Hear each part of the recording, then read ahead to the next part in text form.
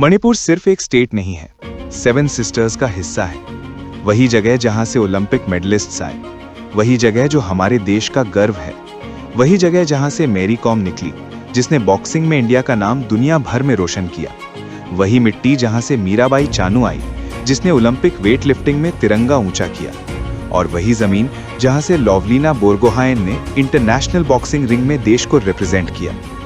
और जब वही जगह वायलेंस में जल रही हो तो दुख नेचुरल है। आज सवाल ब्लेम का नहीं है, आज सवाल अकाउंटेबिलिटी का है। मई 2023 से एथनिक वायलेंस एस्केलेट होता है, कम्युनिटीज क्लैश करती हैं, लोग घर छोड़ते हैं, कर्फ्यू लगता है, इंटरनेट बंद होता है, हजारों लोग डिस्प्लेस्ड होते हैं। पब्लिक का पहला सवाल था, रिस्पॉन्स कितना फास्ट था, कंट्रोल कितना इफेक्टिव था, ग्राउंड कोऑर्डिनेशन कितना स्ट्रांग था। क्राइसिस में स्पीड मैटर करती है और विजिबल एक्शन ट्रस्ट बनाता है। वायलेंस के बीच वायरल वीडियो सर्कुलेट होने लगे।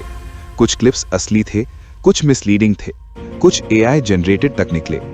जब मिस इन्फॉर्मेशन बढ़ता है, कंफ्यूजन बढ़ता है, और जब ऑफिशियल कम्युनिकेशन स्लो या अनक्लियर हो, ट्रस्ट गैप और वाइडन हो जाता है। क्राइसिस में सिर्फ फोर्स नहीं, क्लियर कम्युनिकेशन भी जरूरी होती है।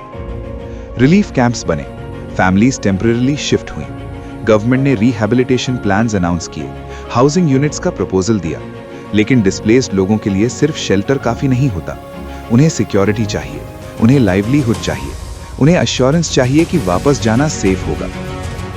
एथनिक कॉन्फ्लिक्ट ओवरनाइट सॉल्व नहीं होता, इसके पीछे हिस्ट्री होती है, आइडेंटिटी इश्यूज होते हैं, इकोनॉमिक इम्बैलेंस होता है। पुलिस डिप्लॉयमेंट टेम्पररी कंट्रोल दे सकता है, लेकिन परमानेंट पीस डायलॉग और पॉलिसी से आता है। पब्लिक चाह रही थी visible leadership, clear road map और कंसिस्टेंट रीअश्योरेंस। क्या सरकार और बेटर हैंडल कर सकती थी?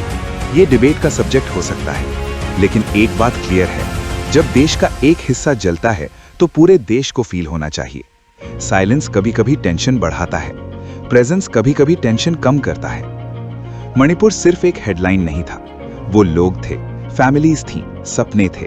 अकाउंटेबिलिटी डेमोक्रेसी का हिस्सा है और एम्पैथी इंसानियत का। सवाल ये नहीं कि कौन गलत है, सवाल ये है फ्यूचर में हम बेटर कैसे करेंगे। This is not outreach, this is reflection.